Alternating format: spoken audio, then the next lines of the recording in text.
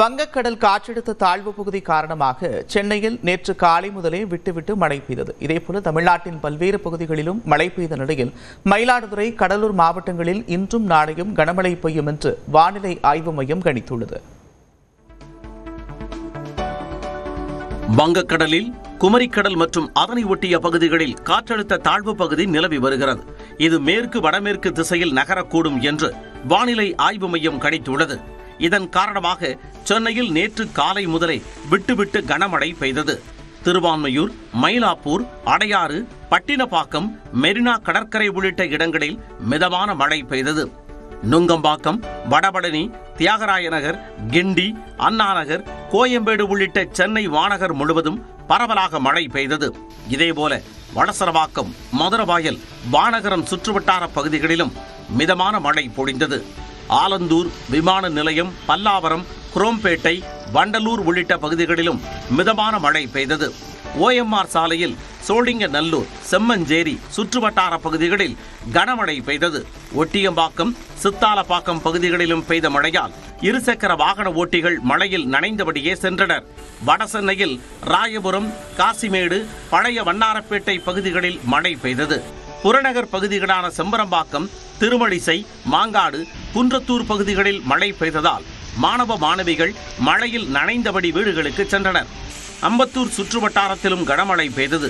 செங்கல்பட்டு மாவட்டத்தில் கிடாம்பாக்கம், ஊரப்பாக்கம், கூடுவாஞ்சேரி, காட்டாங்குளத்தூர் பகுதிகளில் விட்டுவிட்டு சாரல் மழை பெய்தது. ராணிப்பேட்டை மாவட்டத்தில் பெரும்பாலான பகுதிகளில் மழை பெய்த நிலையில் பாலாஜா சுற்றுவட்டாரத்தில் சாலை ஓரத்தில் மழை நீர் பெருக்கெடுத்து ஓடியது. திருவண்ணாமலை மாவட்டத்தில் கனமழை பெய்த நிலையில் அண்ணாமலையார் கோவிலுக்கு வந்த பக்தர்கள் மழையையும் பொருட்படுத்தாமல் குடையை பிடித்தபடி கோவில் மாட வீதிகளிலும் கிரிவல பாதையிலும் வலம் வந்து வழிபாடு நடத்தினர். நாகை மாவட்டம் தலைஞாயிறு சுற்றுவட்டார பகுதிகளில் மழை பெய்தது. இதனால் 1000 ஏக்கருக்கு மேலான பரப்பளவில் சாகுபடி செய்யப்பட்ட சம்பா மற்றும் தாளடி நெற்பயிர்கள் நீரில் மூழ்கின. ஆறு குளங்கள், வாய்க்கால்கள்லாம் இன்னைக்கு தண்ணி அப்படியே நிரம்பி காணப்படுகிறது. ஆகாய தாமரை முறையா அகற்றப்படல. இந்த பருவமழை காலங்கள்ல இந்த ஆகாய தாமரை மிகப்பெரிய ஒரு இடையூறா விவசாயிகளுக்கு இருக்கு. இதனால தண்ணி வடியவே இல்லை. தண்ணி வடியலைன்னா அந்த பயிர்கள் முழுமையான பாதிப்பை சந்திக்க நேரிடக்கூடிய ஒரு அபாயம் இருக்கு. திருவாரூர் மாவட்டத்தில் சேந்தமங்கலம், நன்னிலம் மற்றும் அதன் சுற்றுவட்டார கிராம பகுதிகளில் சுமார் 1 மணி நேரத்திற்கு மேலாக கனமழை கொட்டி தீர்த்தது.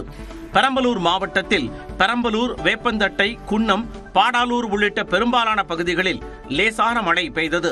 அரியலூர் மாவட்டத்தில் அரியலூர், ஜெயங்கொண்டம், செந்துறை உள்ளிட்ட பல்வேறு பகுதிகளில் மழை பெய்ததால் வெப்பம் தணிந்து குளிர்ச்சியான சூழல் நிலவியது. சேலத்தில் காலை முதல் மேகமூட்டத்துடன் காணப்பட்ட நிலையில் மாலையில் பரவலாக மழை பெய்தது. தருமபுரி மாவட்டத்தில் அரூர் மற்றும் சுற்றுவட்டார பகுதிகளில் மிதமான மழை பெய்தது. கிருஷ்ணகிரி மாவட்டத்தில் கிருஷ்ணகிரி, காவிரிப்பட்டினம், பர்கூர், வேப்பன்னஹள்ளி, ஆலப்பட்டி, குந்தாரப்பள்ளி உள்ளிட்ட பகுதிகளில் மழை பெய்தது. நெல்லை மாவட்டத்தில் மதியத்திற்கு பிறகு 30 நிமிடங்களுக்கு மேலாக கனமழை கொட்டியது. தென்காசி மாவட்டத்தில் நகர்ப்பகுதிகளில் சாலையில் வெள்ளம் பெருக்கெடுத்ததால் வாகன ஓட்டிகளும் பொதுமக்களும் அவதியடைந்தனர். மேற்கு தொடர்ச்சி மலைப்பகுதிகளில் பெய்த திடீர் கனமழையின் காரணமாக குற்றாலத்தில் குற்றால மெயின் அருவி, புலியருவி, சிற்றருவி, ஐந்தருவியில் கடும் வெள்ளப்பெருக்கு ஏற்பட்டு அருவியில் குளிக்க தடை விதிக்கப்பட்டது. இதனால் சுற்றுலா பயணிகளும் ஐயப்ப பக்தர்களும் கடும் ஏமாற்றமடைந்தனர். எப்பவுமே சபரிமலைக்கு போயிட்டு குற்றாலத்துக்கு வருவோம். குற்றாலத்துக்கு குளிக்க வருவோம். இப்போ வெள்ளப்பெருக்கு அதிகமாக இருக்கிறதுனால குற்றாலத்தில் தடை விதித்தாங்க. அது பெரிய ஏமாற்றமாக இருக்கு. இந்நிலையில் மயிலாடுதுறை, கடலூர் மாவட்டங்களில் இன்றும் நாளையும் கனமழை பெய்யும் என்று வானிலை ஆய்வு மையம் கணித்துள்ளது. சென்னையில் மிதமான மழை பெய்யும் என்று கணிக்கப்பட்டுள்ளது. தென்கிழக்கு வங்கக்கடல் பகுதியில் வரும் 22ஆம் தேதி காற்றழுத்த தாழ்வு பகுதி உருவாகும் என்றும் அது பின்னர் வலுவடையும் என்றும் வானிலை ஆய்வு மையம் தெரிவித்துள்ளது.